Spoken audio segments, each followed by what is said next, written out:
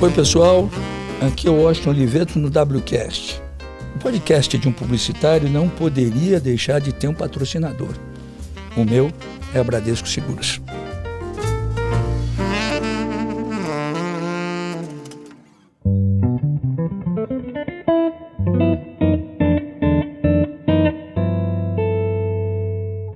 Ouvindo nesse início a canção Rindo à Tua, que foi um grande sucesso do grupo Fala Mansa.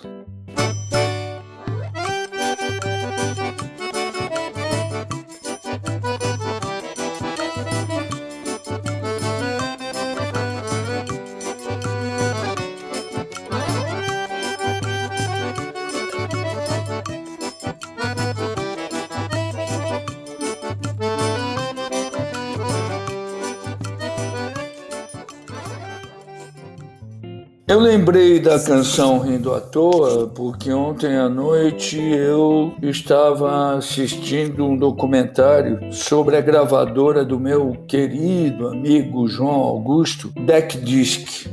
O João Augusto foi presidente de muitas gravadoras importantes, como a Sony, fez um monte de coisa importante na história da música, mas há mais de 20 anos atrás ele inventou a DEC Disc.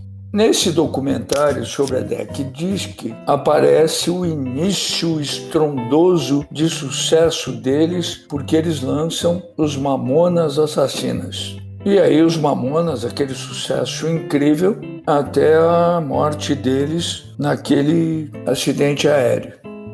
O João Augusto, muito corajoso, tocou a gravadora para frente e ela produziu e continua produzindo grandes números da música popular brasileira.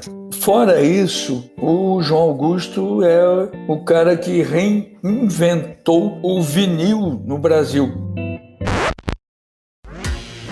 Quando eu fui eleito para o Lifetime Achievement do Clio, eu, como homenageado, tinha a obrigação de deixar um presentinho para todos os participantes do evento. E eu pensei na ideia de fazer um vinil. O vinil já era o grande disco do planeta de novo, com as canções mais importantes da minha vida, para presentear a todos eles.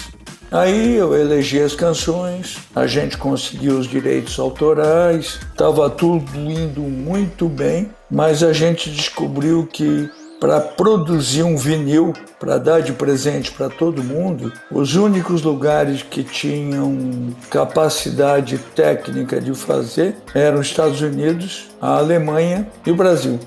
Aí a Daniela Romano, minha assistente, entrou em contato com o pessoal dos Estados Unidos, da Alemanha, e eles disseram que era impossível produzir e entregar vinis em menos de 3 meses, que era o tempo que a gente tinha. E aí a Dani entrou em contato com o João Augusto no Rio de Janeiro e ele não só produziu os vinis, como entregou em Nova York uma semana antes da festa. E é um vinil belíssimo da gravadora dele. Pois bem, a gravadora do João Augusto, além dos Mamonas, a DEC Disc, lançou muitos grandes talentos, incluindo o Fala Mansa com o tal do forró universitário. E lembrando do forró universitário é que eu conto um pouquinho das histórias do podcast de hoje. Naquele início do forró universitário, por coincidência, a W Brasil trabalhava com a Mercedes-Benz no lançamento do Mercedes Classe A. A gente tinha feito uma belíssima campanha de lançamento com a canção I Wish Upon a Star, do Chaplin, que foi a grande canção do filme Pinóquio, e com a Coisa da Estrela, nós lançamos o Classe A com essa canção, com uma campanha de incrível sucesso que tinha como slogan Você de Mercedes. A campanha arrebentou.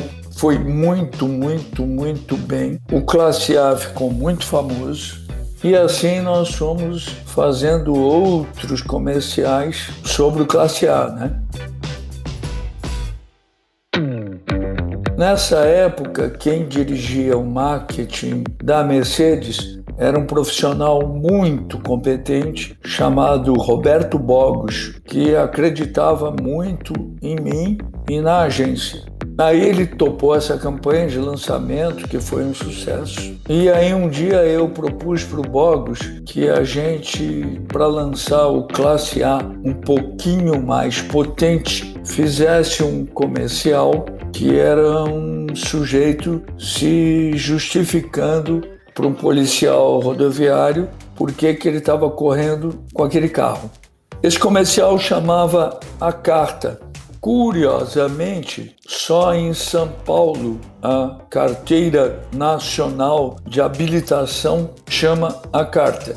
E o Bogos topou que a gente fizesse aquele comercial para veicular só em São Paulo. E aí era um personagem que vinha com a sua família correndo muito, né? Em alta velocidade, era parado pelo vigilante rodoviário e como era em São Paulo, né? Ele falava a carta e o personagem entregava para ele uma carta super emocionada de que ele estava passeando com a família e tal. E o comercial terminava, inclusive, com o policial chorando. A peça bonita de ver, vale a pena ver. A carta. Aqui está. Amigo policial, espero que compreenda. Hoje é o primeiro dia que saio com meu novo Classe A depois de reatar relações com minha esposa. Meus amados filhos estão nos acompanhando. Vamos passar um final de semana reconstruindo nossa família. Talvez por isso, no auge do entusiasmo, eu tenha sem querer abusado um pouco da potência do novo motor 1.9. Peço-lhe desculpas. Obrigado. Novo Classe A 190. Potência com inteligência.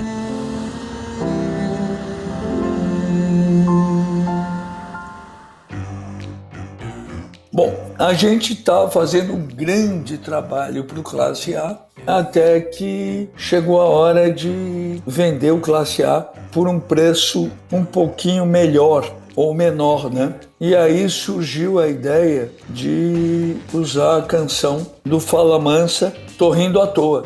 Eu comprei esse carro por esse preço tão pequeno e tô rindo à toa. O Bogos muito corajosamente aceitou a ideia de fazer, até porque um forró universitário não era tão adequado, teoricamente, para um automóvel como o Mercedes-Benz. Eu conversei com o João Augusto, a gente colocou a música e o filme foi um sucesso absoluto.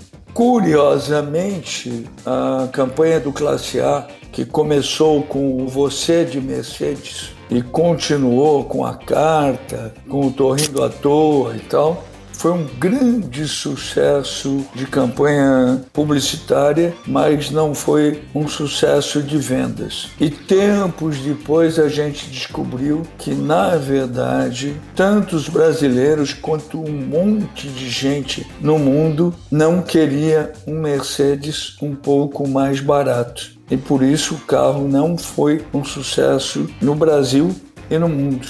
Tanto que a gente não tem praticamente o Classe A por aí.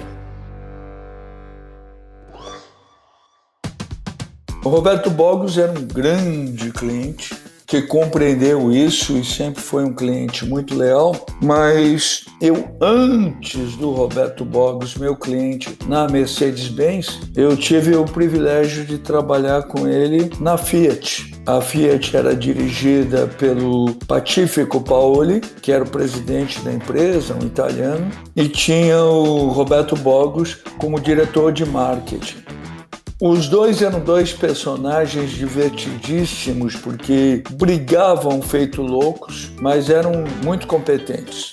Curiosamente, também nessa época, a Fiat tinha trazido para o Brasil as Alfas, que eram carros com motores espetaculares. E pasme para vocês, o presidente da Fiat, Pacifico Paoli, e o diretor de marketing, Roberto Bogos, tiravam rachas com as Alfas de Belo Horizonte até a fábrica da Fiat em Betim. Enfim, nesse período também a gente fez grandes trabalhos e alguns trabalhos que eu me lembro mais são da época do lançamento do Fiat Uno. Era a época do governo Collor, que sugeriu ao mercado que criasse o carro de 1000 cilindradas, um carro um pouquinho mais barato. Todas as montadoras resolveram fazer esse carro e todas tinham seus lançamentos. A Fiat tinha o seu Uno 1000 cilindradas. E eu percebi na época que todos iam ter o 1000 cilindradas, seria melhor para a Fiat ter um gesto superior em relação a isso. E criei um tema para o lançamento do Uno 1000, ele era o concorrente, né, dos carros populares, ou ia ser. E o tema era Uno 1000, popular são os outros. E esse tema foi um estrondo, fez um grande sucesso, incluindo o fato de que, naquele momento, o Uno 1000, pela primeira vez, foi o carro que suplantou em volume de vendas o nosso glorioso Fusca. Foi a primeira vez que alguém passou a Volkswagen. Aí aconteceu um episódio divertido que é uma das grandes frustrações da minha vida profissional.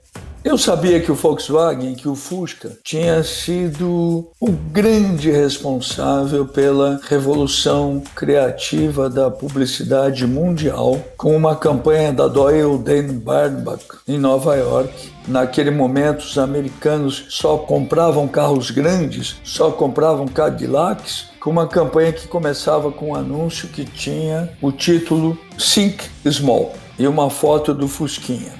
E aí começaram milhares de anúncios absolutamente brilhantes do Fusca.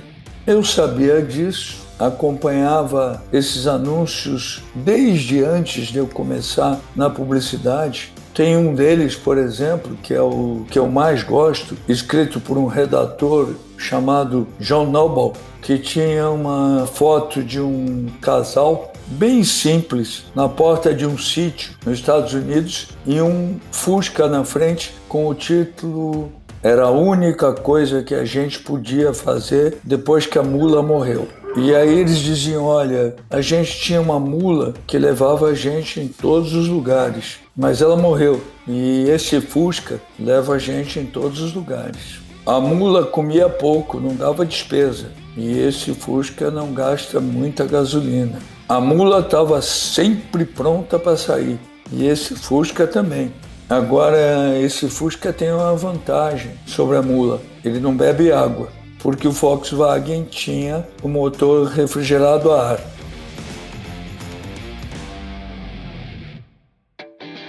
Eu já conhecia toda essa história linda da comunicação da Volkswagen e quando o Uno 1000 passou o Fusca nas vendas no Brasil, transformando a Fiat Brasil na Fiat mais rentável do mundo, eu falei, tem uma grande oportunidade para fazer um comercial inacreditável.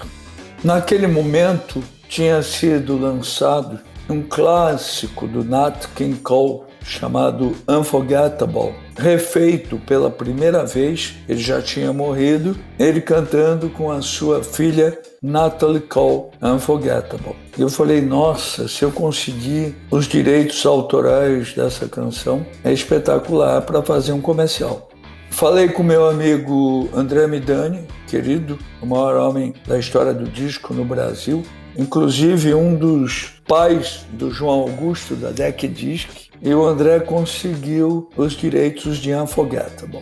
Aí eu conversei com um amigo meu aqui de Londres, um inglês com nome de italiano, mas inglês, chamado Alfredo Marcantonio, que já tinha feito um livro com o nome Relembrem aqueles maravilhosos anúncios da Volkswagen, com todos os anúncios, ou os melhores dele. Falei com o Alfredo se ele me conseguiria aquelas fotos. Ele falou que sim.